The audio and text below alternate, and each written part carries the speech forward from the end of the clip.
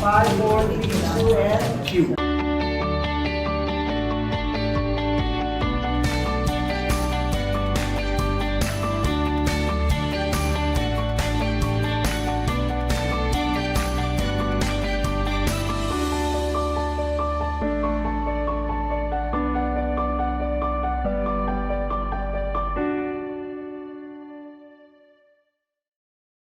Hello friends! Welcome to our channel, the Snooki Serna Channel.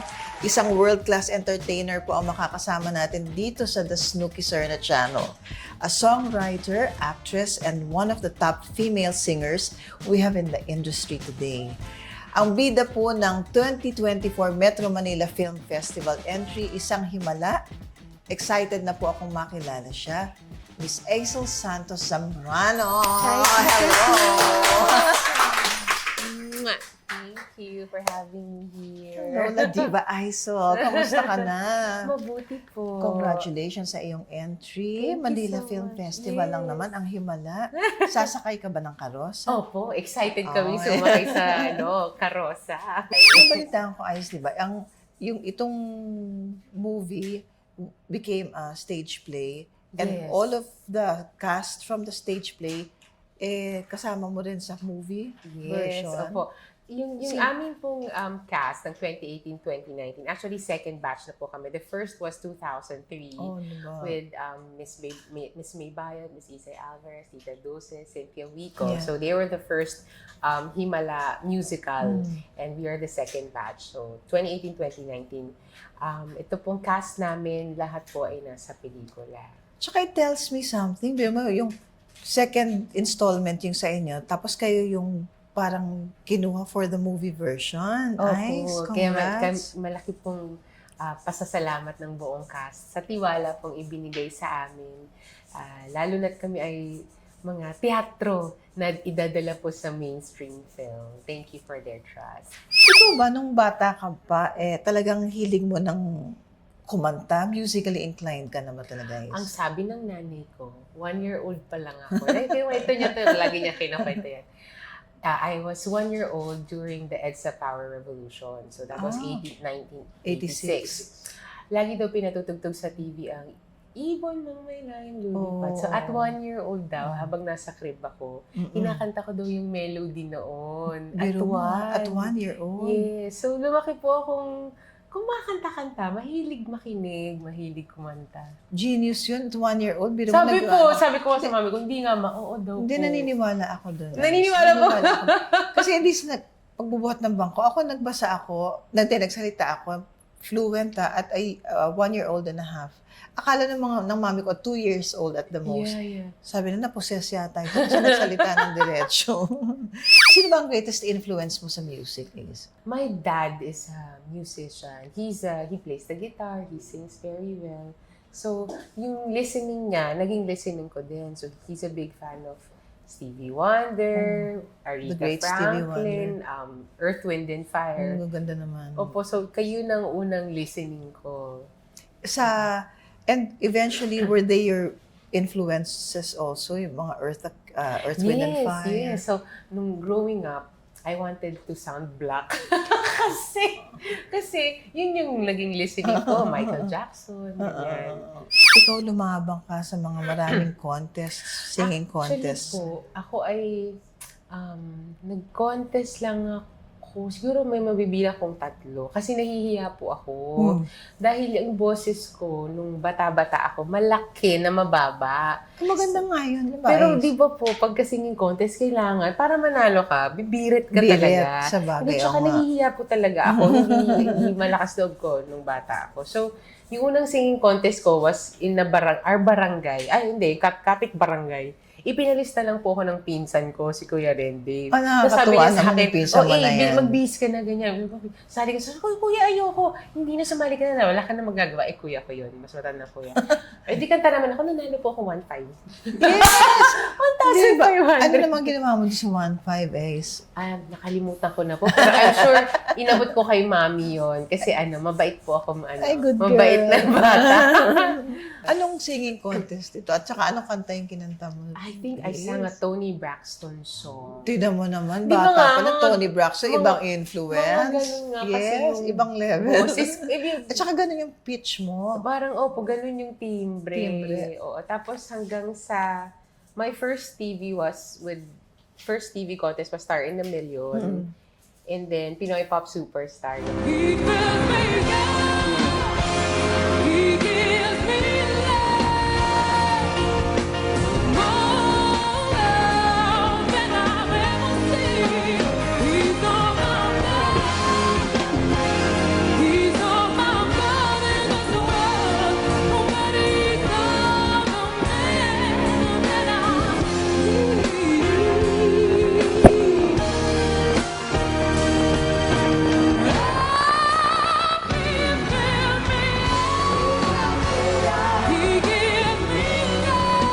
How was that experience? Out of, kumbaga, sariling kagustuhan ko na to na sumali ako sa singing contest noon kasi kailangan ko po ng pera talaga. Nung time na yun. Lahat naman tayo. Opo, pero kasi, nagbabanda na, nag-start na ako magbanda noon. Oh, okay. Oo. And Ano then, itong band? acoustic group, we're called Dream Sequence.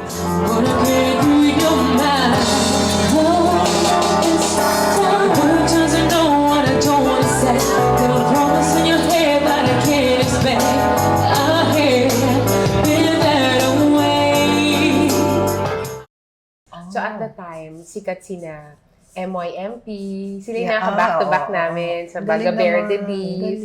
So kami po yung parang front act nila, ganyan. So, yung Star in a Million, I was 18, I remember. Sabi ko, mas sige, sali ako dyan kasi kailangan ng tuition fee nung bunso namin. Mag-kinder siya. Wala kaming pang tuition kasi 4 kami, I'm the eldest. We were all enrolled sa private school. Right. So sabi, naku, baka magbarangay na muna. Sabi ko, hindi, mami, sige, I'll join the contest. So, may nauwi naman ako kahit papano. Tapos after that, yun nga, nagtuloy-tuloy na ako magbanda. So, kumikita na ako. I was going to school and then nagbabanda ako sa gabi. Katuwa naman, working student. Working student. Opo, ang dala How were ng... you able to juggle that? Ayun po, natutulog ako sa classroom. Puyat, ganyan. Pero, natatawa ako noon, ang memory ko ng college, imbes na libro yung dala-dala ko sa backpack, makeup, heels, diba? Yung outfit mo, ganyan. Pero mayaman na ako noon kasi kaya ko mag-taxi. Katuwa at least. Taxi na ako noon kasi may sweldo ako from the gig. So, ano yung mga learning experiences mo from all this that happened while working student? Yes. Tapos ito, yung career mo, inaasikaso mo, umaangat ka, unti-unti, sumasali ng contest. Anong learning experience mo dyan? Marami po. Siyempre, financially, magtatabi ka. Because you'll never know kung kailan meron at kailan wala. And to savor every moment, every stage that you're in, savor that. Right. Kasi nasa napakadaming, ang Pilipinas punong-puno ng very talented musicians, very talented singers, and not all are given the platform to perform. That's true. So yeah, savor that moment and use your voice, use your songs to influence people, to leave a message, yes, to spread love. I and love hope it. and faith. Diba? Isang himala. That's true. Amen. Naging judge ka na rin eventually sa mga singing contests. Ano yung hinahanap mong criteria to choose your winner? Marami pero unang-una siguro, if someone sings with her heart. Iba yun Pag alam na alam mo yung titik, bawat letra ng kinakanta mo. At kami ay naaapektuhan sa bawat salitang binibigkas mo. Napakahalaga nun. Pangalawa, syempre yung may tenga, matalas ang tenga, maririnig mo naman yun And through time kasi, ang talent naman, nag-e-evolve, nade-develop as long as you don't stop learning. But at a young age, you can already see talent makikita mo talaga siya and you can already hear it.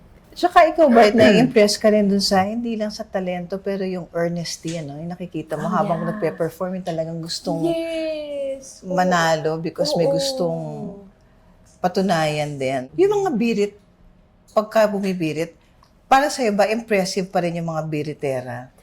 Kailangan ba bumirit to win?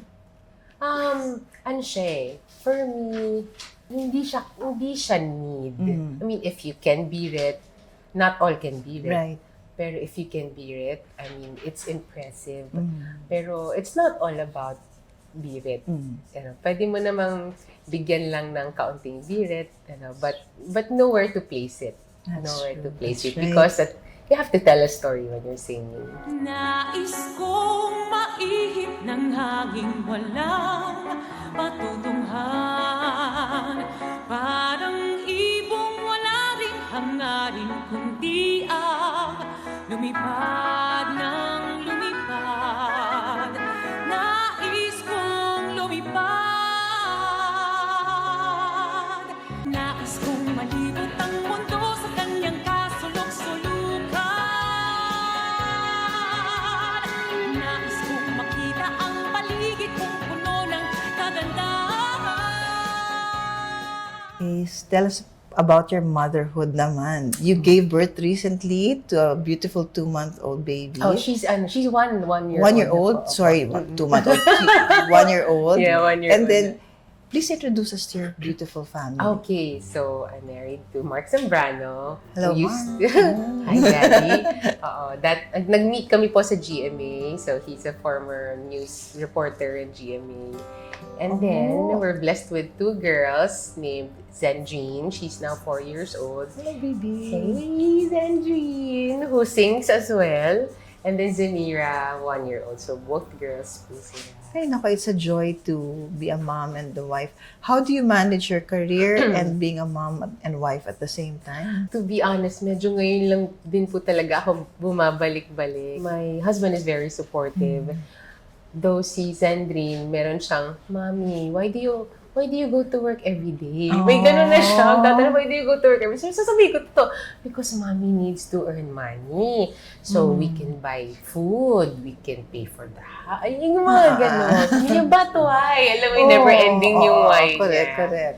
So, yun. Tapos, recently, we just came from Disneyland. Parang naman ako, Hong Kong. For her birthday, yun yung lagi ko sinasabi sa kanya, Mommy needs to go to work so we can go to Disneyland. And then, sabi niya, okay, papayag na siya. At yung recent na yun, masabi ko lang sa inyo, ngayon yun, puyat pa tong batang to. Kakalapag lang namin alauna kanina. Alauna kami nakauwi. Salamat. Bigyan kami. Thank you, Ace. Ace, anong takeaway mo sa pagiging mother, wife? Ngayon ko naiintindihan yung mga pangaral, yung mga bilin sa akin ng nanay ko. Ngayong ina na rin ako, kung gaano siya ka-strict, kung gaano niya ako pinagbawalan sa mga katigasan ng ulo ko ngayon. Now I understand. You understand. Now I understand. Because they just want them to be well, to be ready for life. Kaya mag-aral na mabuti, huwag kang tatambay kung sino-sino. Sabi ko, oh my gosh, baka nga maging mas strict pa ako kaysa kay mommy. But family is everything. It's what keeps you going. Yun ang inspirasyon mo talaga sa buhay. And sabi ko nga, when asked, ano yung bago mong goals, kanya sabi ko, I just want to raise them na mabubuting bata, mabubuting Kristiyano, and to prepare them for life. And hopefully, I get to take care of my grandchildren. Oh, yes. Dumating ang araw. God is good. You're a singer, you're a writer, you're an actress. Ano yung pinaka-importante sa tatlo doon? Ano yung priority mo? First and foremost, I'm a singer. Yeah. Siguro yun ang aking Passion talaga. Yun yung para sa akin, it's home for me singing. Oh, yeah. Kahit That's pumikit ako, beautiful. kumakanta talaga ako. Oo, ang pagsusulat ng kanta, it's itong bagay na gusto ko pang aralin. I'm not the best. I'm still learning. And same as with acting. I may have done several musical theater projects, but I treat them, each project, tinitreat ko sila na para akong estudyante pa rin. So, marami pa rin ako natututunan sa aking direktor, sa aking co-actor, sa bagong storya na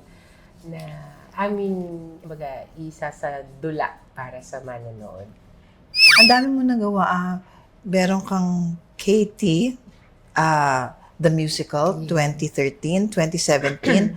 Part po si Aisel ng musical adaptation of Maynila sa mga Kukunan Liwanag. Tapos, 2018, you played Gigi in Miss Saigon naman, di ba? Sa UK, And then, you also played Elsa in, of course, ito na nga si Elsa. Himala. Isang Himala. And we also did Rock of Ages back in Rock of Ages. 2014. Elsa will definitely the hardest. Pinakamahirap po na role na Speaking of which, biggest challenge mo ang role na Elsa. Yes. When I got the role noong 2018-2019, sabi ko talaga, sigurado po ba kayo? Kasi kinabahan talaga ako, sure ba kayo? Kaya ko ba? Yun yung ang dami mong questions na yung doubts. Kaya ko ba yun? Normal human reaction. Doon ako pinaka-na-challenge at kinabahan talaga. And I came in zero. I didn't know who Elsa is. I didn't know who Elsa was. It's a whole Barrio Kupang effort to build Elsa, to build each of our characters to musical. When did you learn about the project, sir? Nito pong 2024, mga first quarter of the year, or middle ng first and second quarter, nabanggit po sa amin na i-film ang Himala either for MMFF or for the film festivals abroad. So, ako naman, sabi ko, parang it's too short of a time if we're doing it for MMFF this year. Right. So, sabi ko, baka hindi naman siguro. And also po, ano pa lang ako nung kakapanganak ko lang talaga bagong CS ako. So, how did you prepare for the role? Really. So, we got the confirmation July of this year, and we started filming September. July, August, September. So we had 2 months to prepare. So talaga pong diet. Tapos voice lessons po ulit ako. I think it's sa lahat. You have big shoes to fill, Nora Honor. Opo. What did you do to prepare for that? Going back to the musical that we did in 2018-2019, sabi ko, lahat kami, excited kami nung i-film na namin itong film version because after 5 years, after the pandemic, sabi ko, maraming baon ng bawat isa sa amin na kwentong pansarili. Right. Kung paano namin bibigyan ng buhay ang karakter ng bawat isa, kung paano ko binigyan ng buhay si Elsa ngayon. Sa tingin ko, mas maraming naging layers ang pag-portray ng Elsa ko this time. And yes, napakalaking shoes to fill, but ang iniisip na lang po namin is to always go back to the story, to always go back to the script. At mas kilalanin kung sino si Elsa at ang mga karakter around her. Bakit namin kailangan panoorin ito? Ang Isang Himala ay obra ng ating national artist na si Sir Ricky Lee.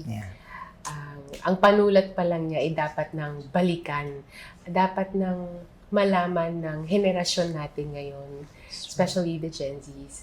Dahil ang tema ay napapanahon, yung mga dating issues, they're still present up to now. Totoo. And we want to present it in a way na mas makaka-relate ang henerasyon natin. And plus, ito ay sa direksyon ng award-winning director na si Direk Pepe Jokno at napakagandang musika ng very brilliant composer na si Sir Vince De Jesus. And also, all the actors here are theater actors. They're the best of Philippine theater. At makikita niyo dito kung ano ang galing ng talentong Pilipino. So, sana po supportahan nilang lahat.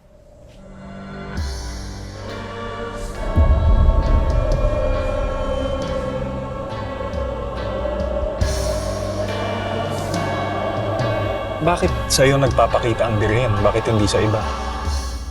Saan ka naniniwala? Kunan mo ako at gawin mo akong sining.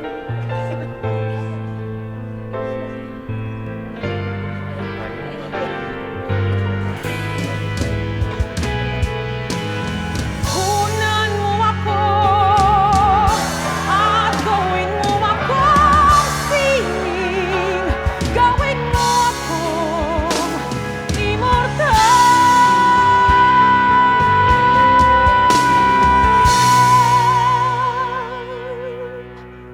Ano bang totoo, Elsa? Tawagin ang lahat! Mayroon akong mahalagang sasabihin.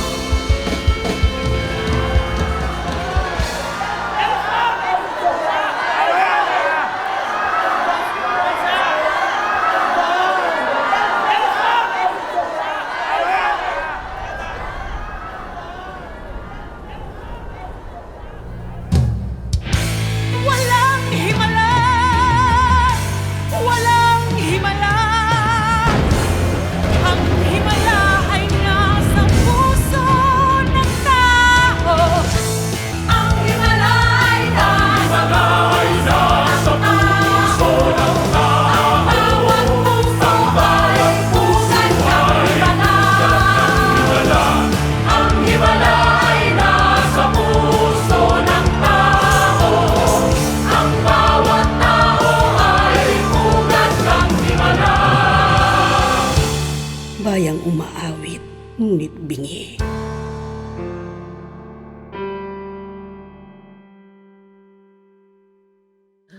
Lagi ko po itong sinishare because ito ang patunay na talagang may himala. So, we are four. I'm the eldest. I have a sister na sumunod sa akin and 2 more brothers. So, back in 2012, my sister had cancer. And then, na-chemo kami. It was stage 2 lymphoma. Tapos, around the tail end of her chemotherapy, my 19-year-old brother then, nagkaroon siya ng myocarditis. So, nung panahon na yun, hindi rare pa ang myocarditis kasi dumami ang myocarditis within and after the pandemic. Yes. So, he was 19. We almost lost him. But by the grace of God, nadala namin kagad siya sa ospital and nag-agaw buhay siya pero talagang nag-lay hands kami sa kanya. And out loud, Father, just breathe life to Aaron in the mighty name of Jesus. And we just witnessed miracle right in front of our eyes. My mom was crying because pinapirma na siya ng waiver. Alam niyo na po yun, di ba, pag nasa ER. Talagang, mapaghimala ang Panginoon. So we witnessed that. That was our miracle. And then my sister also, magaling na siya from cancer. Meron na siyang 6-year-old daughter na pinangalanan niyang Hiwaga. Oh, very aptly named naman ang So, baby natin. Yun yung dalawang miracles ko. Hello, Hiwaga. Hello, Ate Hiwaga. Siguro itong huli lang with si Mira, napaaga yung labas niya and then she had to be in the NICU for a while. So I asked for that miracle again na maging okay yung lungs niya and God gave it to me. So those were Thank God. Amen. Amen. I asked for another miracle before giving birth to the last one. I think ito lang talaga yung hiningi kong hindi binigay ng Panginoon. But again, nasa sa Kanya lang. Siya lang naman ang nakakaalam ng lahat. Ang umpisa at dulo ng iyong buhay. So we lost my mom 2 years ago. I'm so sorry to hear that. Yeah, but kasi nga po ang kumpiyansa ko sa Panginoon 100% Kaya nga po sabi, may miracle 101%. So, I was praying and expecting na gagaling po ang mami noon. But, tinawag na siya, pinauwi na siya. You know, there are reasons. Only God knows why. So, yeah, but I know she's better off. Yeah. So, yun nga yung sabi ko, yun yung mga realizations ko. Ito yung mga baon ko sa pelikula na may mga himalang binibigay, may himala na hindi ibibigay. May dahilan kung bakit hindi ngayon, baka ibigay sa ibang pagkakataon.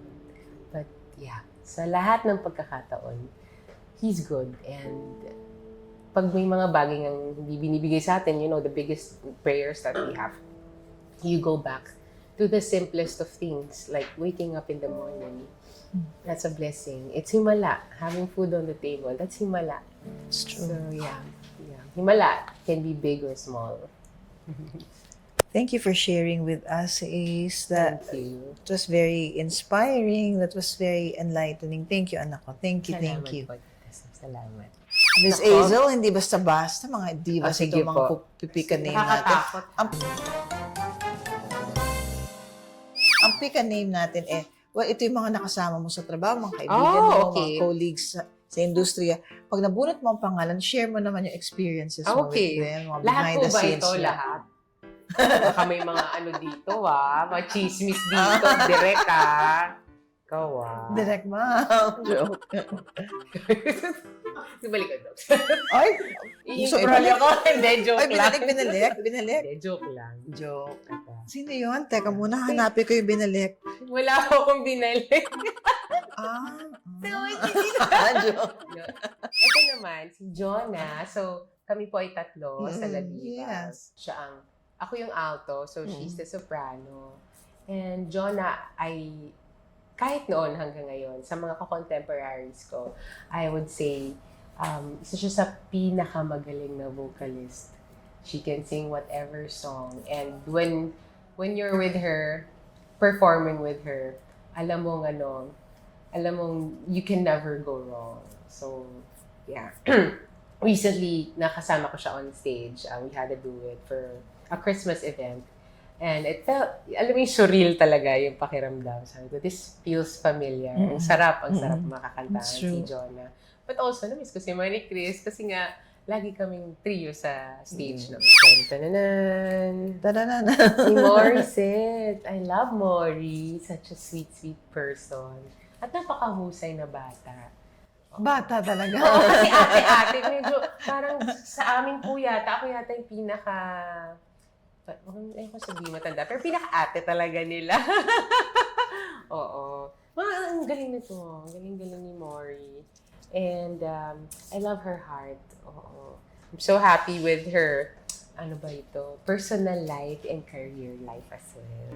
Beyonce, Chos. Beyonce pala. Si Beyonce, ka-text ko nung isang araw. Si Julie Ann, si Julie, 10 years old pa lang siya, magkakasama na kami sa SOP. And look how far she's, That's true. Ang ganda-ganda ng takbo ng career. And Pare-pareho naman kayo. thank Look how you far po. you've gone.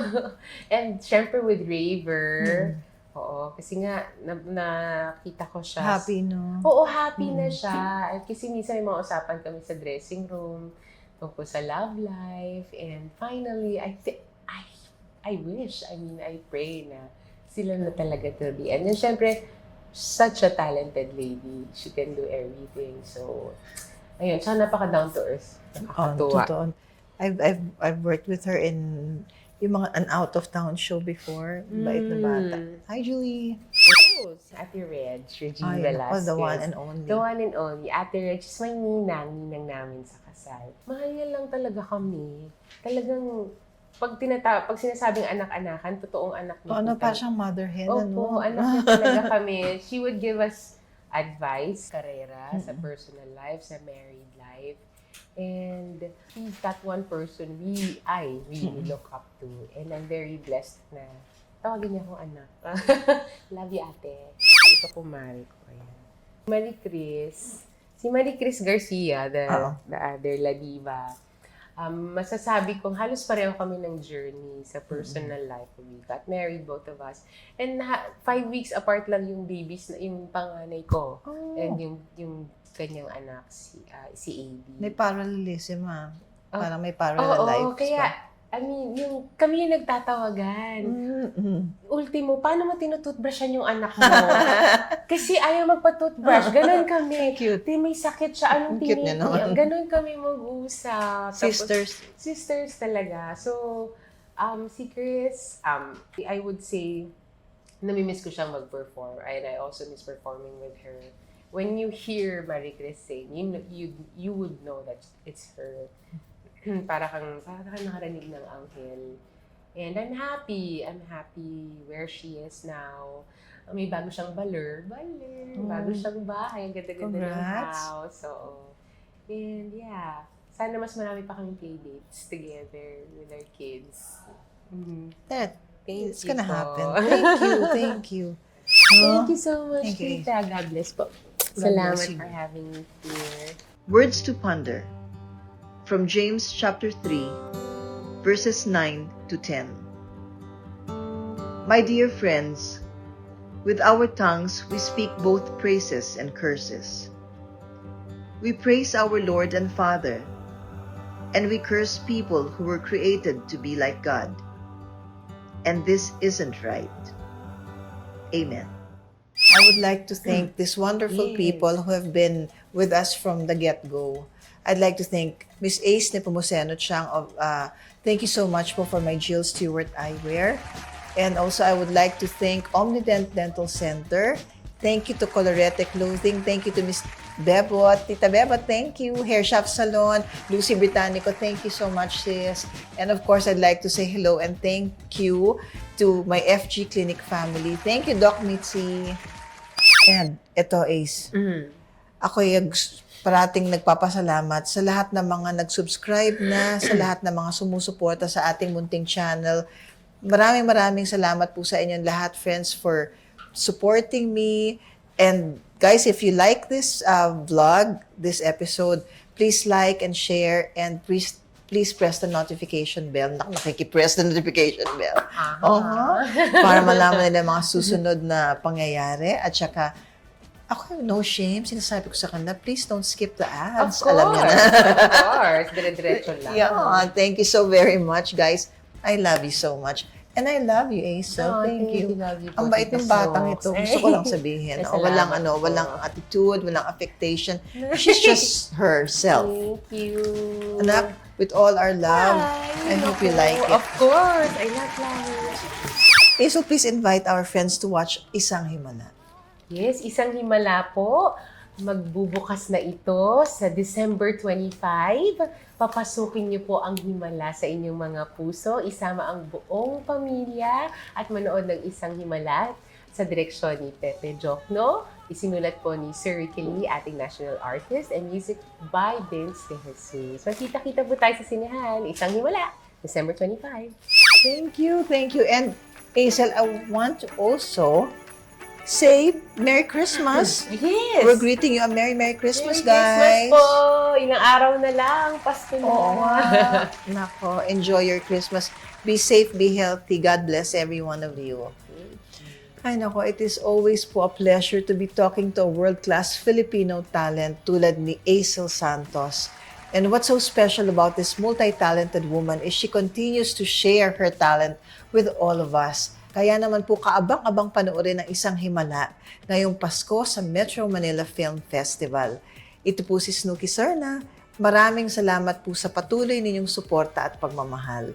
And always remember that whatever happens, rain or shine, friends po tayo. Merry Christmas! Merry God bless you! Christmas! Hope to see you soon. Thanks. Thank you po. Salamat.